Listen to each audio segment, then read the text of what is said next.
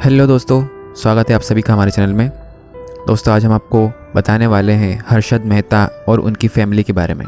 दोस्तों, जैसा कि आप जानते हैं, हर्षद मेहता 1990 के दशक के स्टॉक मार्केट के सबसे फेमस आदमी, जिन्हें बॉम्बे स्टॉक एक्सचेंज का अमिताभ बच्चन और उन्हें स्टॉक मार्केट का बिग बुल भी कहा जाता था।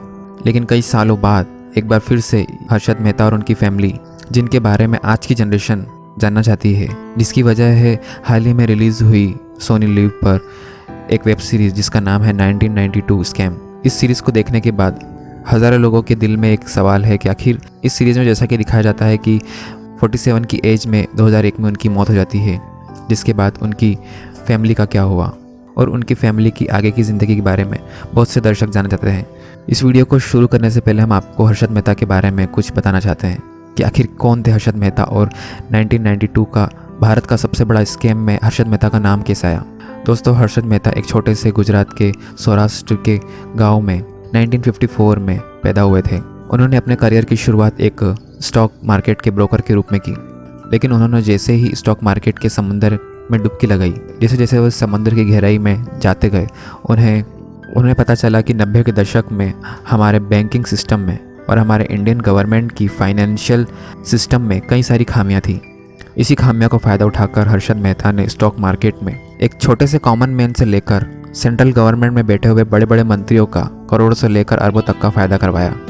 उस समय 90 के दशक में हर्षद मेहता के सिर्फ एक इशारे पर लोग आंख बंद करके स्टॉक मार्केट में करोड़ों उनके कहे हुए कंपनी में डाल देते थे, जिससे कई हज़ारों लोगों को करोड़ों का फ़ायदा भी हुआ। लेकिन जैसे ही इंडियन गवर्नमेंट की इस खामियों का पता इन्वेस्टिगेशन एजेंसी को पड़ा, हर्षद मेहता का साम्राज्य लुढ़कने लगा और देखते देखते पता चला कि लगभग 5,000 करोड़ तक का स्कैम हर्षद मेहता ने स्टॉक मार्केट में किया है।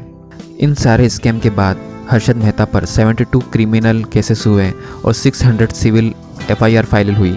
दोस्तों, हर्षद मेहता के स्कैम के दौरान उन्हें कई बार जेल जाना पड़ा और वह जेल से रिहा भी हुए। कई सारे केसेस को लड़ा और जीता भी।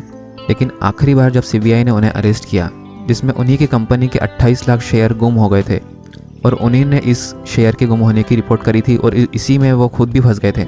और इसी कस्टडी के दौरान हर्षद मेहता 47 की उम्र में 2001 में अचानक दिल के दौरे पड़ जाने के कारण उनकी जेल में ही मृत्यु हो गई। दोस्तों, हर्षद मेहता की पुलिस कस्टडी में 2001 में मौत हो गई थी, लेकिन उसके बाद उनके परिवार को एक लंबी कानूनी लड़ाई लड़नी पड़ी। 27 साल की कानूनी लड़ाई के बाद इनकम टैक्स ट्रिब्यूनल ने आखिरकार फरवरी 2019 में हर्षद मेहता को और उनकी पत्नी ज्योति और भाई अश्विन से की गई 2014 करोड़ रुपए की टैक्स डिमांड को खारिज कर दिया और उन्हें बरी कर दिया। 2019 में हर्षद मेहता की पत्नी ने स्टॉक ब्रोकर किशोर जनानी और फेडरल बैंक के खिलाफ भी एक केस जीता। किशोर, जिन पर हर्षद के 1992 से 6 करोड़ रुपए बकाया थे, उसे कोर्ट ने 18% ब्याज के साथ उनकी पत्नी ज्योति को लौटाने का आदेश भी दिया। हर्षद के भाई अश्विन मेहता ने इन सारे केसेस के दौरान वे लॉ की पढ़ाई में काफ़ी दिलचस्पी दिखा रहे थे। हर्षद के भाई अश्विन मेहता ने अपनी 50 की उम्र के दौरान लॉ की डिग्री भी हासिल कर ली और अब वे मुंबई हाई कोर्ट और साथ साथ सुप्रीम कोर्ट में प्रैक्टिस कर रहे हैं। और उन्होंने अकेले नहीं, उन पर हुए कई सारे मुकदमों को लड़ा और उन मुकदमों को जीते भी। अश्विन मेहता ने अपने भाई हर्षद मेहता का नाम साफ करने के लिए बैंक को करीब 1,700 करोड़ रुपए का भुगतान भी किया। वे हर्षद के वकील के साथ ही उनकी फर्म के स्टॉक ब्रोकर भी थे। हर्षद मेहता की मौत के बाद उनके खिलाफ केस खत्म हो गए थे, लेकिन अश्विन मेहता 2018 में कानूनी लड़ाई लड़ते रहे, जब तक कि विशेष अदालत ने भारतीय स्टेट बैंक को धोखा देने के एक मामले में उन्हें बरी नहीं कर दिया है। उनकी ज़िंदगी के कई पहलू हैं जिन्हें समझने के लिए आप चाहे वेब सीरीज़ भी देख सकते हैं और उनके बारे में पढ़ सकते हैं। हाल ही में जो वेब सीरीज़ आई है स्कैम 1992, उसमें हर्षद मेहता के बारे में बहुत ही खूबसूरत तरीके से और डिटेल मैनर में दिखाया गया है। और इसी सीरीज़ को देखने के बाद कई लोगों के मन में हर्षद मेहता की ज़िंदगी को और उनके परिवार की ज़िंदगी को जानने की इच्छा बन पड़ी है।